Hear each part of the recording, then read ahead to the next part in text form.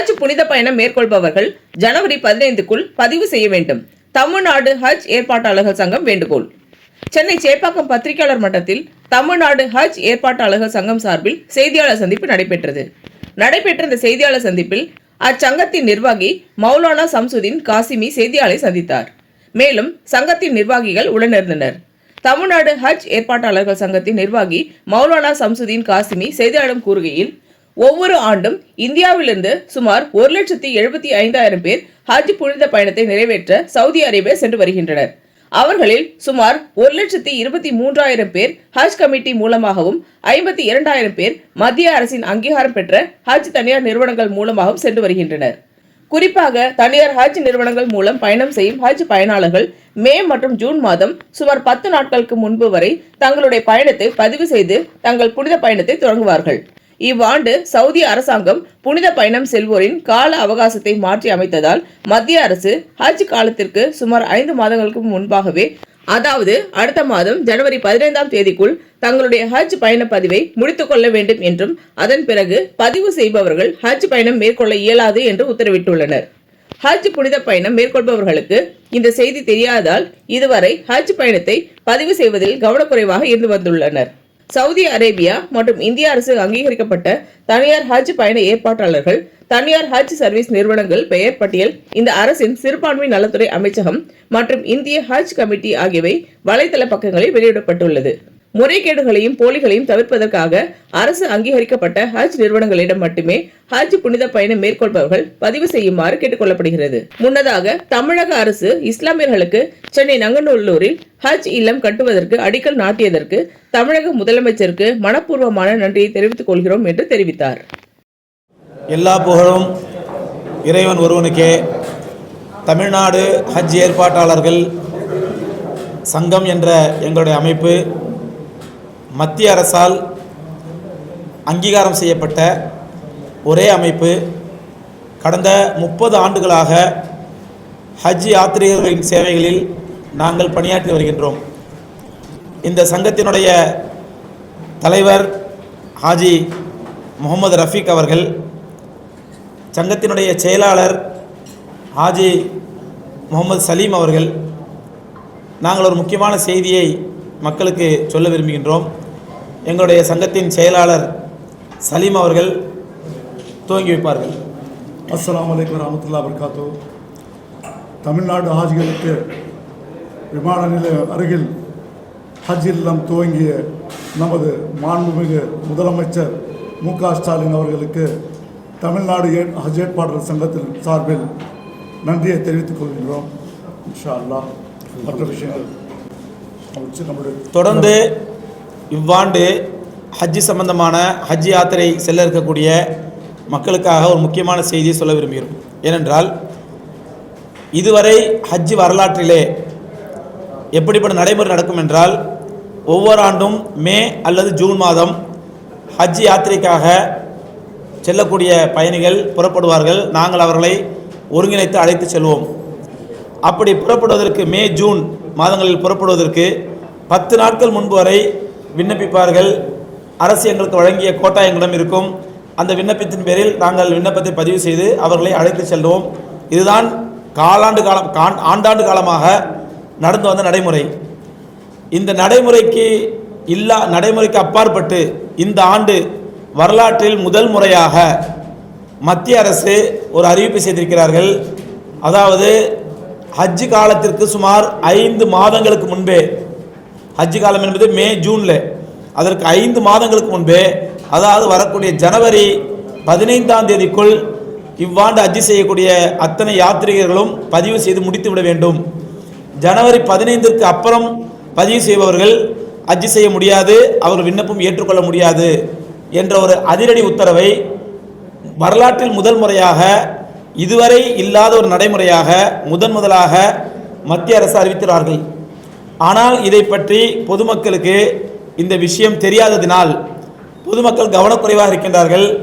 ஆகவே நாங்கள் பொதுமக்களிடத்தில் கேட்டுக்கொள்ளக்கூடிய மிக முக்கியமான அழுத்தமான செய்தி என்னவென்றால், வரக்கூடிய ஜனவரி 15ஆம் தேதிக்குள் 2026ஆம் ஆண்டு ஹஜ்ஜுக்கு செல்லக்கூடிய ஹாஜிகள் தயவு செய்து தங்களுடைய விண்ணப்பங்களை பதிவு செய்து முடித்துவிட வேண்டும். 2026 ஜனவரி 15க்கு பிறகு வரும் எந்த விண்ணப்பமும் ஏற்றுக்கொள்ளப்படாது என்பதனால் தயவு செய்து இவ்வாண்டு ஹஜ்ஜுக்கு செல்லக்கூடிய யாத்ரீகர்கள் ஏமாற்றத்தை தவிர்க்க அவர்கள் ஏமாந்து விடாமல் கவனமாக இருந்து ஜனவரி 15க்குள் தங்களுடைய ஹஜ் பதிவை முடித்துவிட வேண்டும் என்பது எங்களுடைய சங்கத்தின் சார்பாக நாங்கள் வைக்கக்கூடிய விழிப்புணர்வு கோரிக்கையாகும். இதுக்கு முன்னாடி மே மாதம் ஜூன் மாதம் புறப்படுவது 10 நாளைக்கு முன்னாடி வரைக்கும் கூட வந்து புக் பண்ணுவாங்க. கடைசி நேரத்தை புக் பண்ணுவாங்க, நாங்கள் புக் பண்ணுவோம், அப்ளிகேஷன் கொடுப்போம், விண்ணப்பம் வாங்குவோம், நாங்கள் அழைச்சிட்டு போயிடுவோம். இந்த ஆண்டு தான் வரலாற்றிலேயே முதல் முறையாக ஜனவரி 15 நியமிச்சிருக்கிறாங்க. போன வருஷம் அந்த பழைய நடைமுறை இருக்கு இல்லையா, பழைய நடைமுறையில் வந்துட்டு ஹஜ்ஜுக்கு புறப்படுகிற கடைசி தேதி அனௌன்ஸ் பண்ணுவாங்க சவுதி கவர்மெண்ட். அதுக்கு 15 டேஸ் வரைக்கும் நாங்கள் வந்து புக்கிங் செய்யலாம். இப்போது சவுதி அரசாங்கமே இந்த கட்டளையை போட்டிருக்காங்க. பல லட்சம் ஆட்கள் வர்றனால ஒரு டைம் ஃப்ரேம் பண்ணிட்டாங்க. இனி வருங்காலங்களில் இந்த டைம் ஃப்ரேம் கண்டிப்பாக இருக்கும். ஏன்னா போன வருஷத்துடைய அனுபவம் உங்களுக்கு எல்லாருக்கும் தெரிஞ்சிருக்கலாம். இந்தியாவிலேருந்து ப்ரைவேட்டில் போகிறவங்களுடைய 42,500 கோட்டா வந்து கம்மி பண்ணிட்டாங்க. காரணம் என்னென்னா, போன வருஷம் இந்த டைம் ஃப்ரேம் வந்து சவுதி கவர்மெண்ட் ஃபிக்ஸ் பண்ணது சில நாடுகள் வந்து ஃபாலோ பண்ணலை. அதனால் 13 நாடுகளுக்கு வந்து கோட்டா குறைச்சிட்டனால இந்தியாவிலேருந்து கடந்த வருடம் ப்ரைவேட் மூலம் 10,000 பேர் மட்டும் தான் போக முடிஞ்சுது. அதே தவறு இந்த வருஷம் நடக்கக்கூடாதுங்கிறதுக்காக நம்முடைய மத்திய அரசாங்கம் என்ன பண்ணியிருக்காங்கன்னா, அல்ஹம்துலில்லாஹ் சீக்கிரமாகவே இதை முடிச்சிருங்க, அப்போ வந்து இந்த பிரச்சனை இருக்காது. சவுதி எங்களுக்கு கொடுத்துருக்க டெட்லைன் வந்து பிப்ரவரி 1ஆம் தேதிக்குள்ளே நாங்கள் எல்லா எக்ரிமெண்ட்டும் எல்லாமே சைன் பண்ணிடணும், கான்ட்ராக்டெல்லாம் முடிச்சிடணும்னு சொல்லியிருக்காங்க.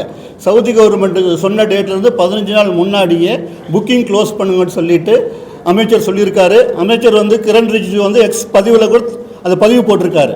இந்த விஷயத்தை வந்து பதிவு போட்டுட்டு ஹாஜிகள் எல்லாரும் இந்த வருஷம் ஹஜ்ஜுக்கு செய்யக்கூடியவர் எல்லாரும் முன்கூட்டியே செஞ்சுடுங்கன்னு சொல்லி அமைச்சர் போட்டிருக்காங்க. அது இல்லாமல் மினிஸ்ட்ரி ஆஃப் மைனாரிட்டி அஃபேர்ஸ்லேருந்து நோட்டிஃபிகேஷன் போட்டிருக்காங்க. அந்த நோட்டிஃபிகேஷன் காப்பி இதெல்லாம் நீங்கள் பார்க்கலாம் இன்ஷா அல்லாஹ். அப்புறம் இன்னொரு முக்கியமான கோரிக்கை, போலிகளை தவிர்ப்பதற்காகவும் மக்கள் ஏமாறாமல் இருப்பதற்காகவும் மத்திய அரசால் அங்கீகாரம் வழங்கப்பட்ட டூர் ஆபரேட்டர்ஸ் மட்டும் மக்கள் தேர்வு செய்து அவர்களிடம் மட்டும் தங்களுடைய கட்டணத்தை பணத்தை செலுத்தும்படி கேட்டுக்கொள்கிறோம். அவங்க யார் யாருங்கிற விவரம் மத்திய அரசினுடைய சிறுபான்மை நலத்துறையினுடைய வெப்சைட்டில் இருக்குது, ஹஜ் கமிட்டி ஆஃப் இந்தியாவினுடைய இணையதளத்திலும் இருக்குது, எங்களுடைய toha.in எங்களுடைய அசோசியேஷன் toha.in இணையதளத்திலும் இருக்குது. ஆகவே பொதுமக்கள் மத்திய அரசால் அங்கீகரிக்கப்பட்ட டிராவல்ஸ் டூர் ஆபரேட்டர்ஸ் மட்டும் ஹஜ்ஜுக்கு அழைத்து செல்லக்கூடிய ஹஜ்ஜு பயண ஏற்பாட்டாளர்களை மட்டும் தேர்ந்தெடுக்கவும். போலிகளை நம்பி ஏமாந்துட வேண்டாம் அல்லது உங்களுடைய மன உளைச்சலுக்கு ஆளாகிட வேண்டாம். ஆகவே தேர்ந்தெடுத்து புக்கிங் செய்யப்படி கேட்டுக்கொள்கிறோம். தமிழகத்திலேருந்து ஹஜ்ஜுக்கு மொத்தம் ஆல் இண்டியாவில் வந்து 52,000 பேர் எங்களை மாதிரி பிரைவேட் டூர்ஸ் மூலமாக போகிறவங்க. தமிழ்நாட்டிலேருந்து போகிறவங்க கிட்டத்தட்ட 3000 சில்லற.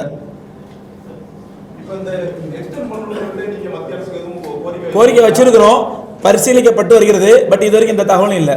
ஸோ அதனால் பொதுமக்கள் நீங்கள் அந்த எக்ஸ்டெண்ட் பண்ணுறாங்க பண்ணலை அந்த டேட்லாம் பார்த்து ஏமாந்துடாம ஜனவரி 15க்குள்ளே புக்கிங் செஞ்சுருங்க என்பதுதான் எங்களுடைய விழிப்புணர்வு கோரிக்கை.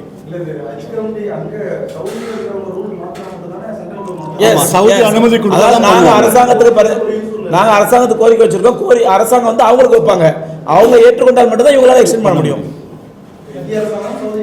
பேச வாய்ப்புகள் இருக்குது. ஒரு கால் பேசி அவங்க ஒத்துக்கிட்டாங்கன்னா இது நடக்க வாய்ப்பு இருக்குது. ஆனால் நடக்காமல் இருப்பது வாய்ப்பு இருக்குது. பழைய நடைமுறை வேணும் நாங்கள் கேட்கல, கொஞ்சம் டைம் எக்ஸ்டெண்ட் பண்ணுங்க. ஏன்னா 5 மாதம் ரொம்ப கேப்பு. ஏன்னா பொதுவாகவே வந்து ஹஜ்ஜோட நடைமுறை என்னன்னு சொன்னால் முஸ்லீமோட மனநிலை என்ன அப்படின்னு சொன்னால், ரமலான் மாதத்தில் தான் அவங்க ஹஜ்ஜை பற்றி முடிவு பண்ணுவாங்க. ரமலான் மாதத்தில் வந்து அவங்க ஸ்பிரிச்சுவலாக ரொம்ப நல்லா இருக்கும் பொழுது முடிவு பண்ணுவாங்க. ஸோ அது வரைக்குமாவது எங்களுக்கு எக்ஸ்டென்ஷன் வேணும்னு கேட்குறோம்.